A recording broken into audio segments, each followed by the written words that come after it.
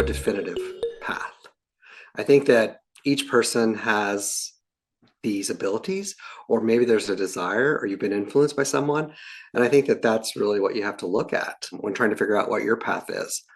And it's, maybe getting a formal education in interior design.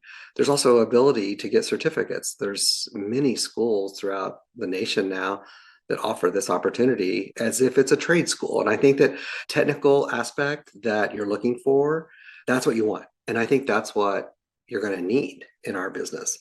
Also, just sometimes you got to put yourself out there. I know that's kind of how I started, was really putting myself out in a space where it was safe, people who really wanted to work, wanted to hear those ideas. And I think that, it's also pushing yourself. If you want to be an entrepreneur, you're going to have to get out in front of people anyway.